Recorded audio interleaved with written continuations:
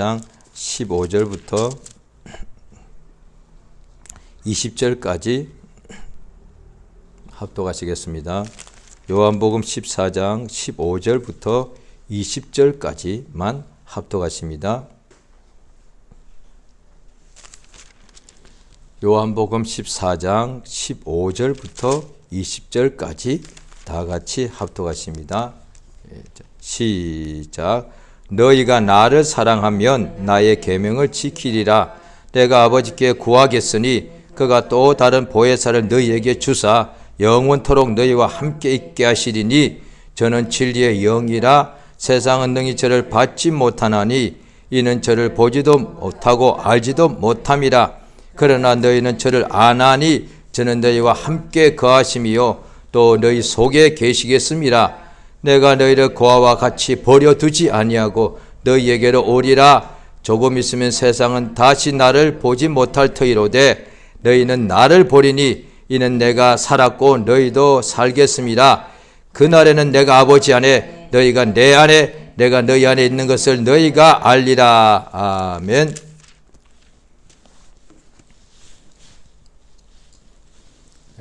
하나님은 살아계십니다.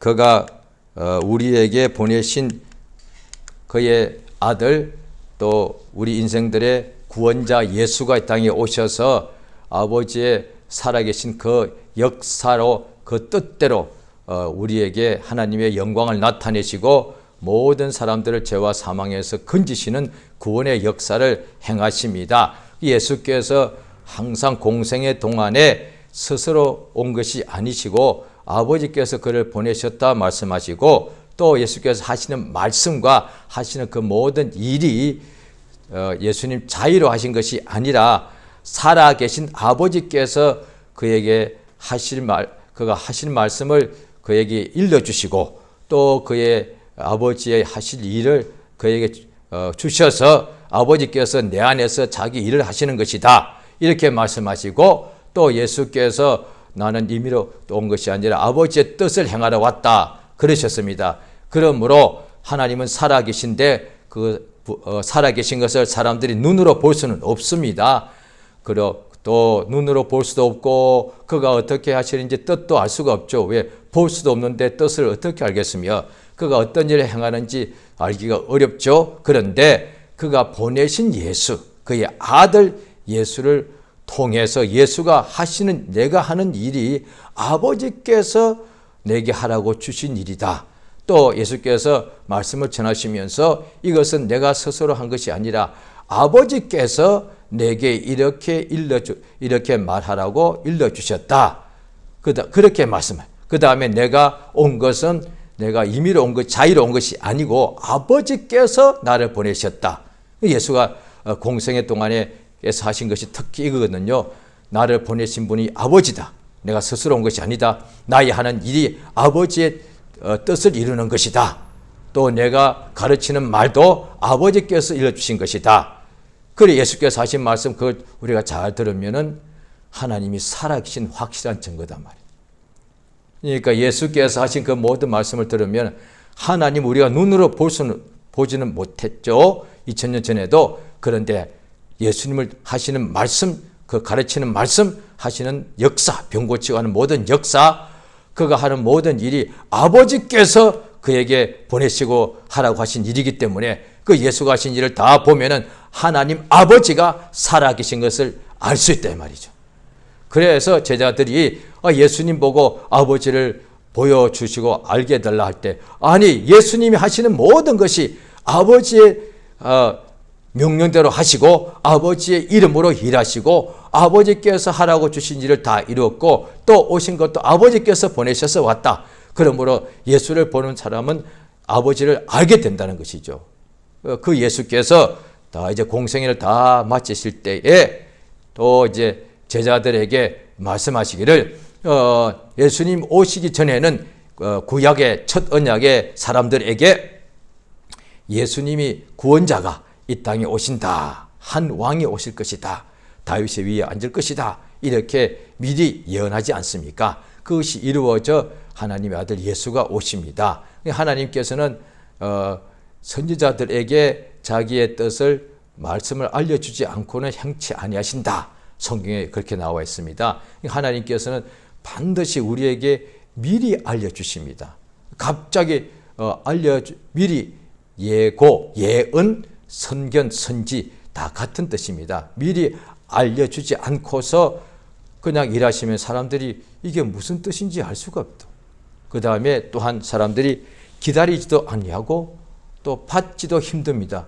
왜냐하면 이게 뭔지를 모르기 때문에 처음 보는 것이 모든 사람이 처음 듣기 때문에 도대체 이게 뭐지? 그러니까 예수님이 공생애 동안에 갈릴리 하고 그 다음에 사마리아, 예루살렘까지 유다까지 3년 반 동안에 거의 매일같이 엄청난 역사를 행하셨는데도 다 믿지 않더란 거예요.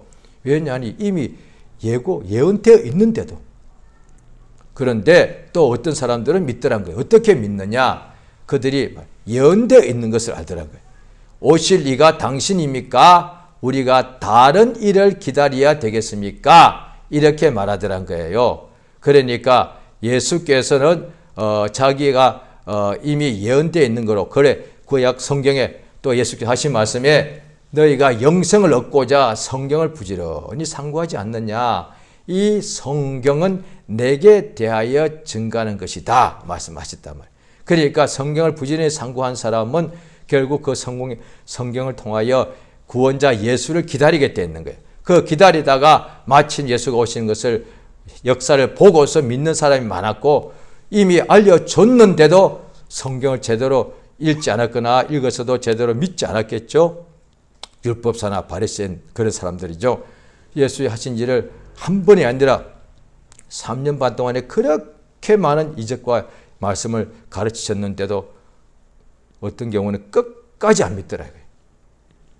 그런데 갑자기 예언된 데 없이 나타나면 어떻게 믿겠습니까? 그런데 이제 구약으로 치면 아브라함이죠. 아브라함이 예를 들게 딱 좋죠. 갑자기 천사가 나타났는데 믿더라 이 말이에요. 그러니까 아브라함은 그래서 하나님이 그 믿는 걸 보고서 의롭다 하시는 거예요.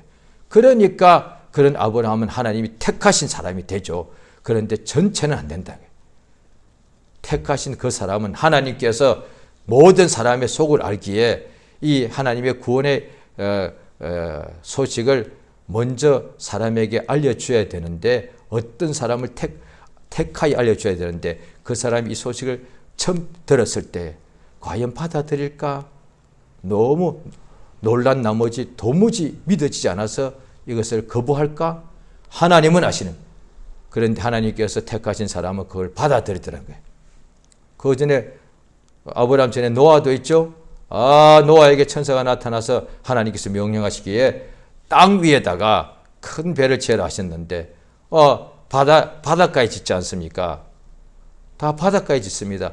배를 마지막에 우리 집으로 치면 마지막 내부 실내 공사할 때는 다 짓고 나면은 그 다음에 바깥에 있는 여러 가지 그것들 떼내버리고 안에서 일을 하죠. 밖에서 보면 거의 다 지은 것 같지만 안에 아직도 실내 공사, 내부 공사할 게 많죠.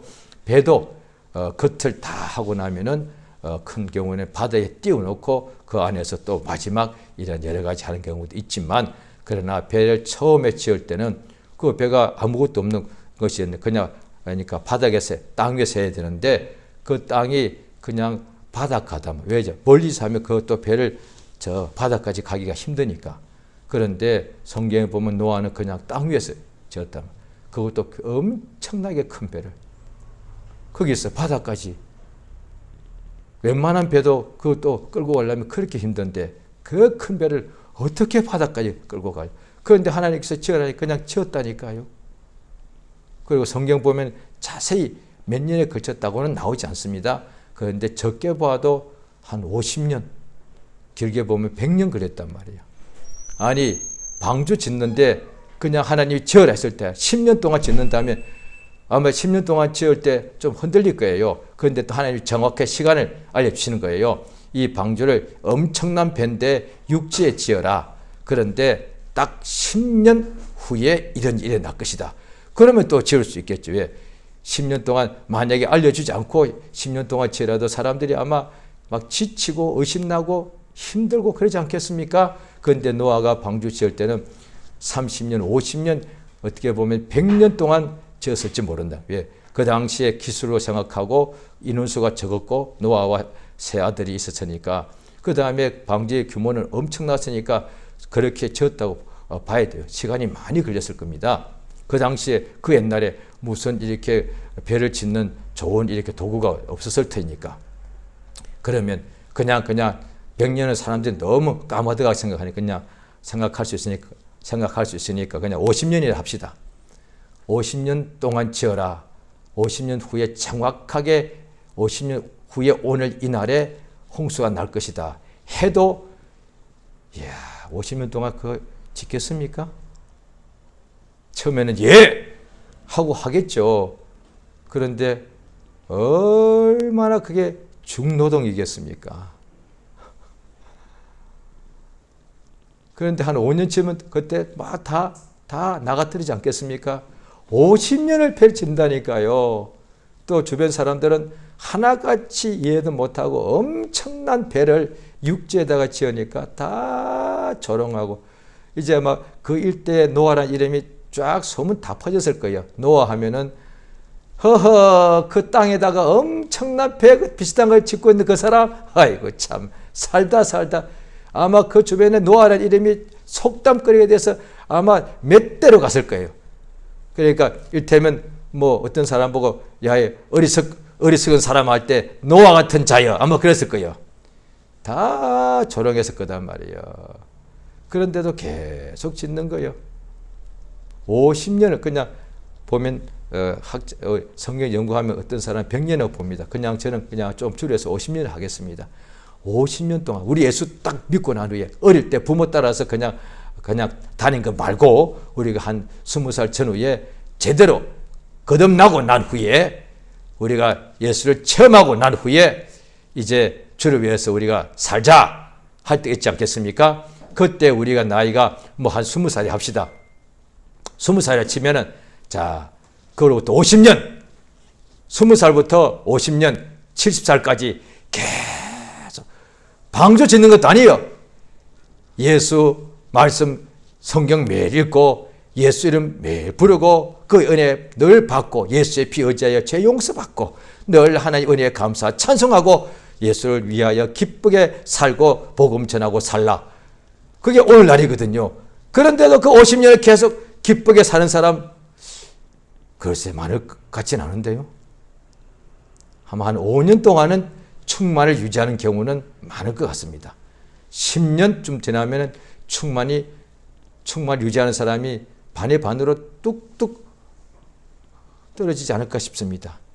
그 20년, 20살에 은혜 받은 그 충만한 그 감사, 항상 감사하고 입만 열면 예수 증거하고 간증하고 충만하니까 매일같이 간증이 생기겠죠. 그 다음에 늘 찬송하고 늘 만나는 사람 영원 사랑하여 영원히 멸망당하면 안타까워서 복음 전하고 알아주든 비웃든 말든 그렇게 노아는 그냥 방주를 예비하면서 했는데 비옵소. 우리는 천국 가는 확실한 게 믿음이 있지 않습니까? 그래서 예수를 전하면 모르니까 비웃더라도 얼마나 기쁘겠습니까? 그런데 그게 50년 동안 그렇게 사는 사람이 있을까요? 그런 사람 실제로 많지 않을 겁니다. 실제로요. 그러니까 보통 한국 같은 경우에 미국도 보면은 한 30살 전후에 목사님이 되는 경우가 많습니다. 그 목사님 되고 난 뒤에 40년, 한 50년 동안 계속 목회하는 사람이 반이 안 됩니다. 어떤 이유든 간에 40년까지 못 가고 도중에 이래저래 그냥 어떻게 됩니다.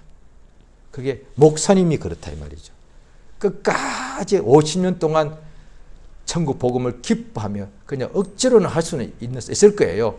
그냥 내가 그냥 의무적으로 하는 사람들 지구상에 많을 겁니다. 그런데 그 기쁨 가지고 하는 사람이 얼마나 되겠습니까?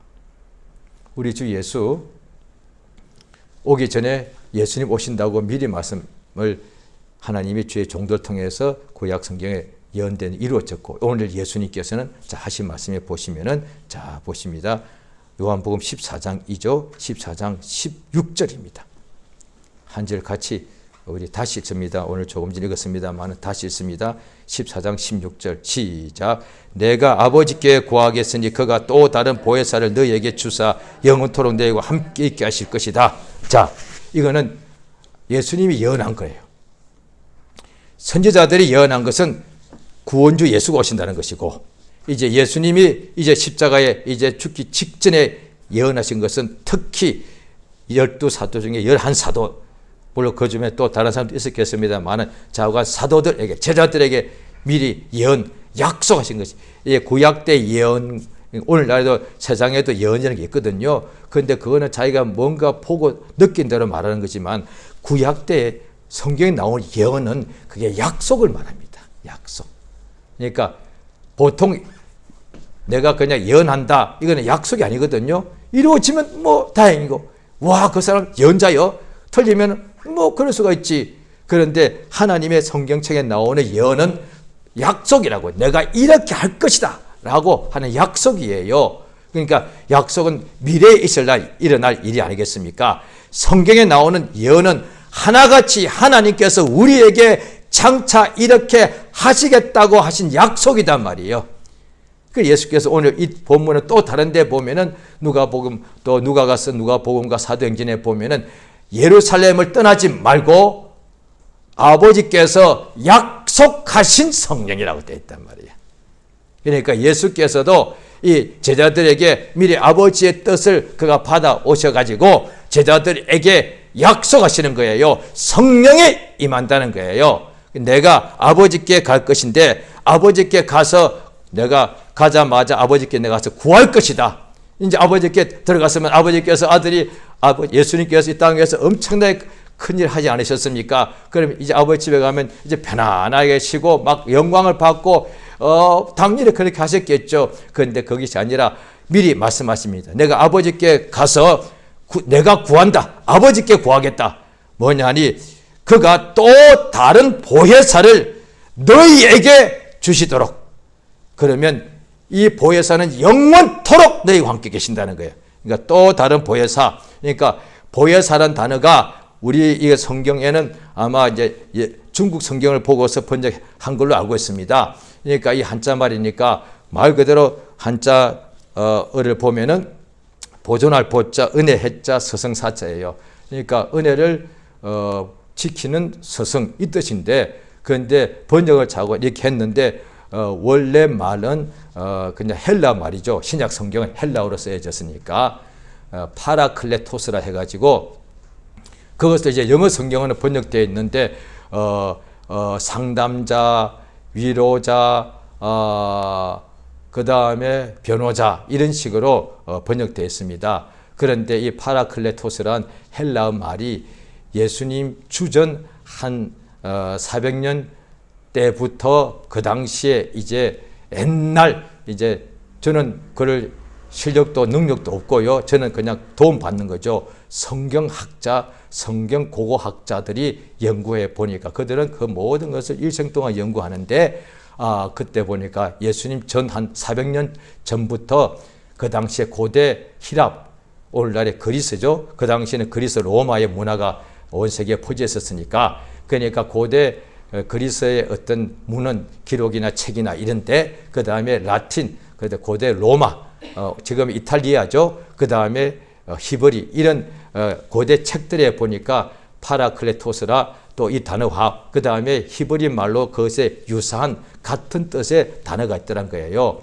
그런데 수십 번을 곳곳에 찾을 수 있는데 딱 한 번만 빼놓고 전부 다가 변호자로 쓰여졌어요. 예수님이 성경에 최초로 이 단어를 쓰신 거예요. 요한복음에 나와. 예수님께서 신구약 통틀어서 보혜사라는 단어를 예수님만 사용하셨습니다. 그것도 공생의 끝에. 그래서 신구약 통틀어서 이 보혜사라는 단어가 딱 5번 나옵니다.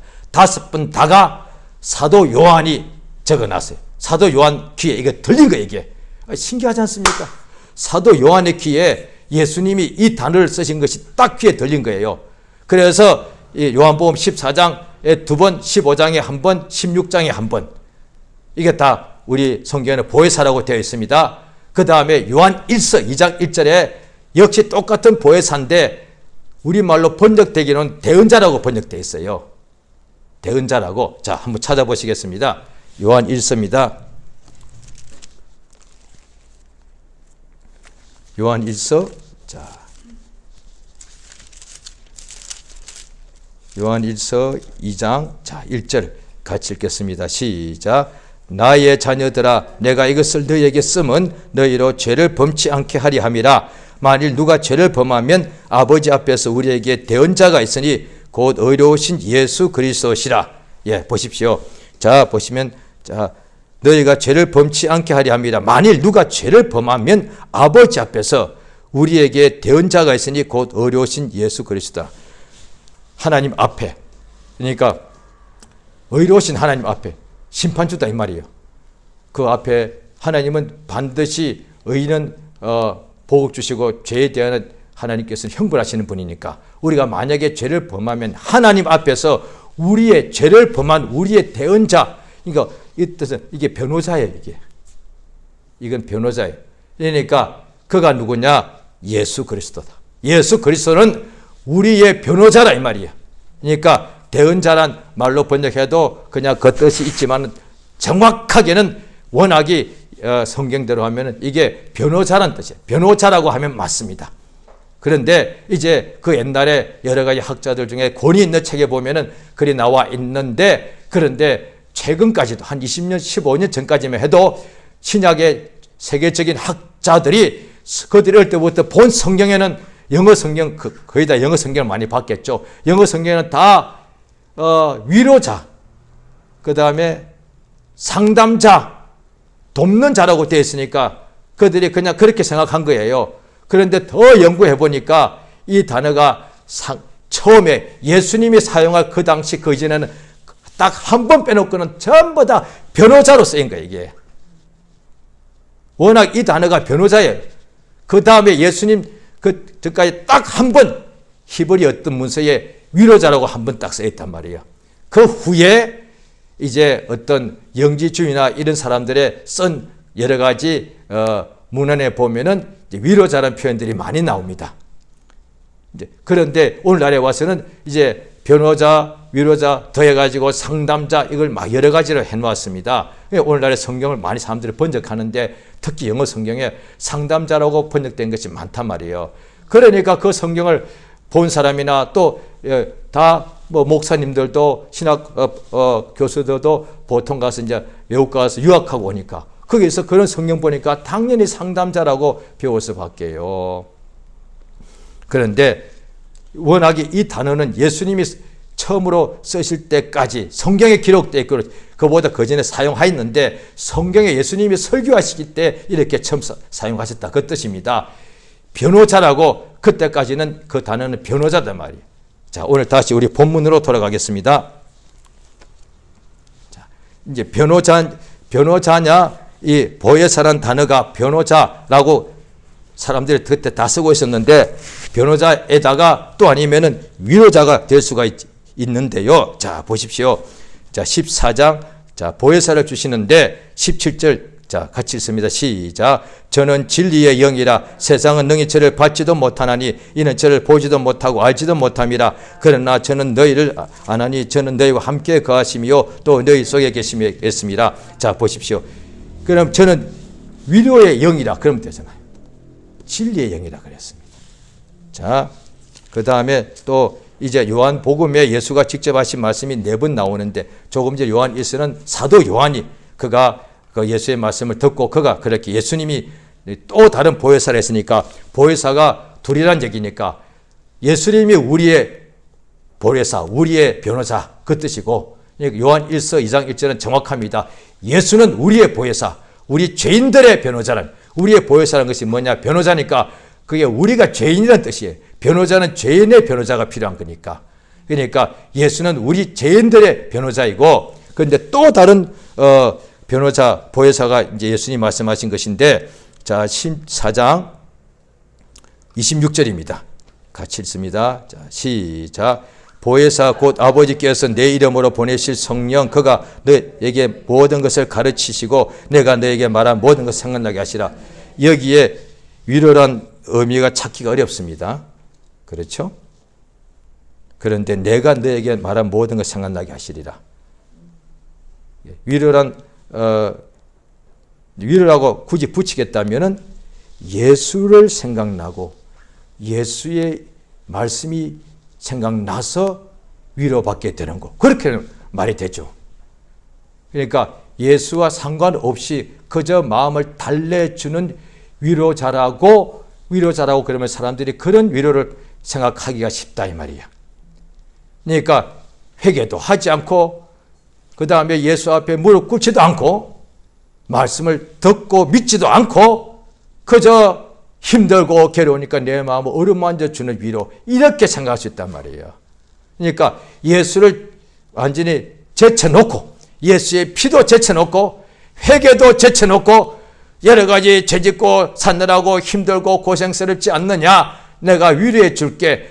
그렇게 성령을 그런 식으로 오해할 수가 많습니다.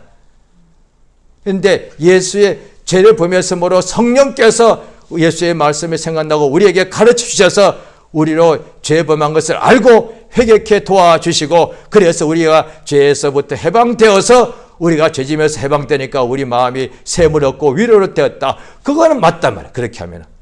그런데 바로 위로자라고 하니까 내가 회개치도 않고 예수 이름으로 부르지도 않고 그저 가만히 있는데 주께서 내 마음을 갑자기 이렇게, 엄마가 아이들 마음을 그냥 이렇게 살살 만져서 근데 갑자기 기분이 좋아지더라고요.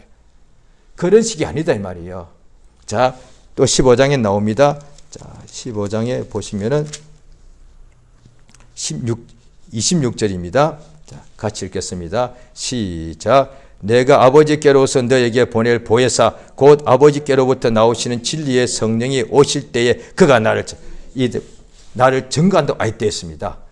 14장에는 처음에는 우리 속에 함께 계신다는 것이고, 우리 속에 계시고, 그 다음에 예수께서는 그가 우리 속에서 우리에게 모든 것을 가르치고 예수가 하신 모든 것을 생각나게 해주시고, 또 15장에서는 더하여서 그가 예수를 전개해 줍니다. 우리 안에 진리의 성령이 오셔서, 진리의 성령이니까 예수, 진리에 대하여 우리에게 전개해 준다는 거예요. 자, 16장 보십니다. 7절입니다. 같이 읽겠습니다. 시작. 그러하나 내가 너에게 실상을 말하노니 내가 떠나가는 것이 너에게 유익이라. 내가 떠나가지 아니하면 보혜사가 너에게로 오시지 아니할 것이고, 가면 내가 그를 너에게로 보내리니 8절까지요. 그가 와서 죄에 대하여 의에 대하여 심판에 대하여 세상을 책망하시리라. 예, 이 16장 8절은 만약에 위로자라고 되어 있으면 정반대입니다. 정반대입니다. 책망하시니까 무슨 위로와 정반대 아니겠습니까? 성령이 보혜사란 이것이 헬라 말은 파라클레토스인데 그게 변호자 뜻이 많은데 변호자라도 번역하고 그 다음에 영어로 이제 위로자라고 번역되어 있고 또 그 다음에 상담자로 요즘 많이 번역되어 있고 영어 성경입니다. 우리말 성경은 이제 보혜사. 그러니까 보혜사라는 말이 어려우니까 우리말 성경은 이제 우리나라 사람들은 보혜사라는 뜻을 아예 몰라요. 그냥. 왜? 쓰지 않는 단어니까. 보혜사라는 뜻 속에 변호자란 것도 없고 상담자란 것도 없고 위로자도 없고 아무것도 없어. 그러니까 더군 한자말로 어렵게 은혜를 보존하시는 스승. 억지로 이렇게 풀 수밖에. 그냥 보혜사란 말은 우리 한국 사람들은 그냥 보혜사. 그러면 보혜사란 말 아예 그냥 모르고 그냥 넘어가는 거예요. 그래서 그냥 쓸 때 그냥 보혜사 성령, 보혜사 성령 이렇게밖에 못 쓰는 거예요. 보혜사는 뜻 자체는 와닿지 않는 거예요. 마치 그리스도 예수 하듯이 보혜사는 그냥 하나의 그냥 직분같이 이렇게 그냥 붙여서 따라오는 것 같이 한단 말이에요. 그 뜻이 뭐냐는 거예요. 그러니까 이 16장에는 예수에 보십시오. 죄에 대하여 의에 대해 책망하는데 죄가 뭐냐? 나를 믿지 않는, 예수를 믿지 않는 것이고, 그 다음에 의에 대해 책망은 내가 아버지께로 가기 때문이고, 이 다 세 가지 중에 두 가지가 예수에 대한 거단 말이에요.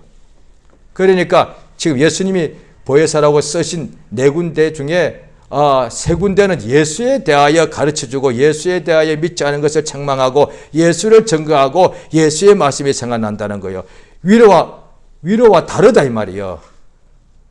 그러니까 이게 변호인데, 그럼 이미 예수는 우리의 변호자인데, 죄인의 변호자인데, 그러면 또 이것이 변호자면 성령도 우리 안에 들어서 우리가 맨날 죄 범할 때마다 우리를 아버지 앞에서 변호해 준다. 그래도 괜찮죠. 그런데 이것을 보면은 그것은 우리식으로 설명도 할 수 있는데 해석할 수 있는데 요한복음에 네 군데 나와 있는 것을 보면은 이거는 예수에 대하여 변호한다고 보면 맞다 이 말이야. 왜냐하니 예수가 우리의 죄를 대신하여, 그러니까 변호자는 죄인을 변호해 주는 것이니까, 워낙 변호자는 뜻이 그거잖아요. 죄인을 변호해 주는 거니까 예수는 우리의 죄인들의 변호자. 그런데 성령도 변호자이신데 또 다른 보혜사, 또 다른 변호자인데 예수님이 우리의 죄를 짊어지고 분명히 예수님이 정죄되어서 사형 판결을 받고 십자가에서 죽었단 말이에요. 추락산 것이 아니고 아파서 돌아가신 것이 아니고 예수님은 분명히 사형 죄인이라고 심판받고 그 죄에 대한 형벌로서 십자가에서 못 박혀 죽었습니다. 그러니까 그래서 예수님이 그렇게 정죄됨을 보고서 성경에 보면은 가룟 유다가 그의 정죄됨을 보고서 뉘우쳐 내가 무죄한 죄를 팔았도다 하고 자살했단 말이에요. 죄가 없기 때문에 정죄될 줄 알았는데 정죄되더라 이 말이에요. 그 다음 예수님이 운명하신 순간에 백부장이 참으로 이분은 의인이었도다, 죄인이 아니다 이 말이에요. 그런데 왜 이렇게 죄인으로 돼서 죽느냐 말이에요. 성령께서, 예수님이 그럴 때 아무도 그 당시에 변호해 주지 않았는데 성령께서 와서 우리 속에서 변호하시는 거예요. 그 예수님이 죄가 없으신 하나님의 아들인데 세상 죄를 지고 가는 하나님의 어린 양이었다, 이거다 이 말이에요. 그러니까 우리의 진짜 위로가 필요한데 우리 마음에 몸이 위로가 필요합니다. 배고프면 누가 밥을 주에, 목마를 때 마실 물을 주고, 몸이 피곤할 때 좀 쉬고 잠을 채워줘야 돼요. 아플 때 내가 좀 낫게 해줘요. 그게 위로단 말이에요. 또 특히 위로는 내 마음이 지금 수고하고 마음이 힘들고 괴롭단 말이에요. 내 마음을 누가 위로해주면 좋겠어요. 그거는 사람들이 다 하는 거예요. 모든 가족과 이웃들이 하는 거예요. 심지어 자기도 위원해. 자기 위로가 있어. 자기를 막 위로해줘요. 괜찮아. 그래도 나는 그래도 이런 것이 있잖아. 이렇게 위로한단 말이에요. 그런데 우리의 속에 몸도 위로가 필요하고 지치고 힘드니까 마음도 위로가 필요한데 우리의 영도 위로가 필요한 거예요. 영은 누가 위로해 줄 거예요? 그 영이 마음과 몸이 죄를 범함으로 영이 그 죄짐에 완전히 결박당하고 눌리는데 그 영을 진정으로 위로하는 것이 뭐냐? 그 죄에서부터 자유케 하는 것단 말이에요. 그래서 로마서 8장 1절 2절에 보면은 예수 그리스도 안에 있는 생명의 성령의 법이 죄와 사망의 법에서 너를 해방하였습니다.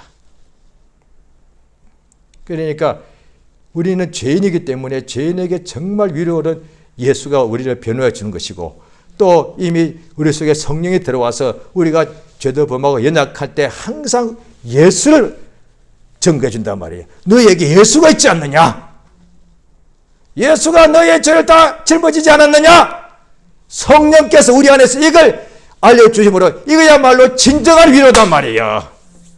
그렇게 위로자로 해석하면 괜찮다 이 말이에요. 그런데 예수를 변호함으로 인하여서 우리가 그 예수를 믿고 의지하고 자기 자신뿐 아니라 우리의 변호하는 성령으로 변호하는 것을 듣는 사람도 그것을 믿게 되면은 그 영혼이 하나님의 은혜를 받고 용서를 받아 살게 되는 역사, 이것이야말로 하나님이 우리 영혼을 에게 주시는 진정한 위로가 된다 이 말이야. 할렐루야. 자, 오늘 다시 본문을 보십니다. 14장에 자 17절에 세상은 너희 죄를 받지도 못하고 근데 이는 저를 보지도 못하고 알지도 못한다. 그러나 너희는 저를 아는데 저희는 왜 아는?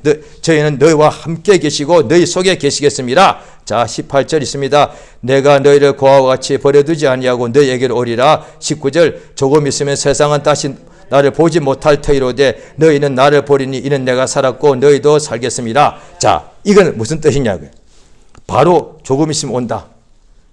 19절에 조금 있으면 너희는 나를 볼 것이다. 그 다음에 18절에도 내가 너희를 고아와 같이 버려두지 않고 바로 조금 있으면 너희에게 오겠다는 거예요. 그럼 예수님이 다시 오시는 것이다. 그러면 2000년 지났는데요. 2000년 동안 믿는 자가 다 고아요. 예수님이 오신다는 말씀 맞는데 예수님의 재림을 일단은 볼 수밖에 없죠. 그럼 2000년 지났는데요. 그런데 이것은 성령이 오는 것을 아주 예수께서 아버지께 성령을 구해서 성령이 우리 속에 들어오는 것을 안다는 것임을 아셨다는 거예요. 그래서 자 보십시오. 20절 보십시오. 오늘 본문이 20절까지였는데 20절 같이 읽습니다. 시작. 그날에는 내가 아버지 안에 너희가 내 안에 내가 너희 안에 있는 것을 너희가 알리라. 예수님 재림 때라면 이거 당연히 알죠. 그런데 성령이 들어오시면 성령이 우리 속에 들어오면 예수님이 아버지 안에 계시고 우리가 예수 안에 있고 예수가 우리 안에 있는 것을 우리가 안다는 거야. 그렇죠? 그러니까 이건 예수의 재림은 그거는 누가 봐도 뭐 다 알 수 있는 것인데 그러면 예수님 2000년 동안 코아와 추를 버려두신 것이 되는데 그 앞에는 바로 성령 좀 있다가 바로 또 성령이 또 나옵니다. 그러니까 이건 예수께서 우리를 떠나서 하늘로 가시는데 요한복음 17장에 나옵니다. 아버지께서 참으로 지금까지 내가 이들을 보존하였는데 그러니까 아버지께 가면은 가자마자 아버지께 성령을 구해서 받아가지고 우리 속에 이렇게 넣어주심으로 우리를 보존하시겠다는 거야. 그 뜻에서는 보혜사라는 뜻이 맞다 이 말이야. 그러니까 성령이 우리 속에 들어오신 그것이 예수님이 우리를 버려두지 아니하시고 바로 우리에게 다시 오시는 것과 똑같단 말이야. 왜? 성부, 성자, 성령은 인격이 각각이나 한 분이시니까 하나이시니까 그 성령께서 우리 안에 들어오시는 날에는 우리가 예수 안에 있는 것을 안다. 이미 말씀드렸죠. 체험하다는 거예요. 안다. 우리가 오늘날에 예수 믿는 사람들 중에 많은 사람들이 이미 성령 받았다고 생각할 수 있는데 그거는 이런 경우 몇백 년 전에 거의 다가 가톨릭이었는데 아이가 태어날 때 유아 세례를 주니까 다 자기가 침례 받았다고 생각하는 거예요. 그런데 어려운 데서 어떤 사람들이 성경 보다가 주로 신부님들이었습니다. 이게 아니었구나. 자기들이 나중에 성경 보고 깨닫고 침례를 따라 받습니다. 너무 비슷해요. 성경에 보면은 요한이 나는 물로 침례 주는데 그는 성령으로 침례 주신다. 오늘날에 어릴 때부터 교회 다니는 사람 내가 다 성령 받았다고 또 그렇게 배운 사람들이 많습니다. 그런데 예수님 12제자 3년 반 동안 예수 잘 믿었다고요. 그런데 아직 아무에게도 성령이 오지 않았단 말이에요. 그건 예수께서 아버지께 성령을 구해서 우리 속에 들어오게 돼야만 역사가 나타나는 것인데 그래서 우리는 믿는 사람 중에서도 또 하나님께 기도하여서 또 안수할 때 성령이 들어옴으로 그 사람 속에 영혼이 성령의 말하심을 따라 방언을 말하게 되더란 거예요. 그래서 이것을 많은 기독교인들 이것을 체험한 사람들을 성령 체험이라 그래요. 기독교인들의 체험을 이런 단어 중에 체험을 한 기독교인들 중에서 가장 많이 쓰는 단어가 사실 10가지도 안 되는데 그 중에 한 가지가 성령 체험이에요. 자, 잘 들으세요. 성령 체험 하셨습니까? 그럼 오늘 또 체험하셔야죠. 이 안에 있으니까. 예수 12제자 첫날부터 매일 예수를 실제로 체험한 거예요. 관념 아니요. 예수님과 같이 밥 먹고 그분이 하시는 말씀을 들었고 그 하시는 역사를 다 봤단 말이에요. 예수가 환상 아니고 실제 인물이었단 말이에요. 그 날마다 보았다 이 말이에요. 그러니까 예수를 떠날 수가 없는 거예요. 성령이 우리 속에 처음 들어오는 것을 보통 성령 체험이라 그러는데 그때는 다 심령이 뜨겁고 막 방언을 말하고 신기하죠. 그것도 참 그래서 눈물도 나고 회개도 합니다. 그런데 그 성령이 우리 속에 들어오셔서 영원히 떠나지 않으시면 성령이 처음 들어올 때도 체험이 해서 막 회개가 나오고 어떤 사람은 환상도 보고 방언을 다 말하게 되고 주 앞에 회개가 나는 역사가 있는데 성령이 우리 속에 성령 하나님이 계신다 이 말이야. 그 말은 성령이 우리 속에 들어와 계신다는 것은 날마다 얼마든지 성령을 그가 체험할 수 있다는 뜻이에요. 성령을 새롭게 받는다는 뜻이라기보다는 성령 아버지에게서 항상 나오신 성령을 받아서 자기 안에 성령이 계신 것을 자기가 체험할 수 있단 말이에요. 자기 속에 자기 오장 육부 있는 것을 요즘 다 압니다. 자기 속에 마음에 과거에 어떤 어두운 기억들 다 하고 있습니다. 현재 어떤 힘들고 괴롭고 고통스러운 거 다 하고 있단 말이에요. 자 속에 있으니까. 그런데 자기 속에 성령이 계신데 성령께서 그 속에서 역사하시는 하나님이신데 생명과 사랑과 희락과 화평을 우리에게 체험하게 하신다 이 말이야. 오늘 성령 체험하는 날이요. 30년 전에 성령 받을 날만 체험한 날이 아니라 날마다 내가 어디든지 간에 어떤 우겨삼을 당하든 간에 우리 안에 성령 하나님이 계시기 때문에 얼마든지 그 성령을 체험한단 말이에요. 눈에는 안 보이지만 우리 속에 거하시기 때문에 성령을 체험하니까 슬픔에 있는 사람이 희락으로 바뀌더란 거예요. 그게 성령 체험이니까 하나님의 신이 내게 임하셨으니 포로된 자를 자유케 하신다고 그러고 그 다음에 슬픔에 있는 자가 희락으로 바뀌는 거예요. 성령이 우리 속에 들어오시면 성령을 의지하고 성령을 날마다 체험하면 괴로움 있는 사람이 평강으로 바뀌고 어둠에 있는 우리 모두가 다 성령을 체험하니까 어둠에 있는 그 사람이 빛으로 옮겨지더란 거예요. 그래서 날마다 성령 체험하는 역사가 믿는 자에게 성령을 부어주신 아버지의 뜻이단 말이에요. 이 시간 기도하십니다. 오늘도 성령 체험합시다. 이 시간도 성령 체험하는 시간이에요.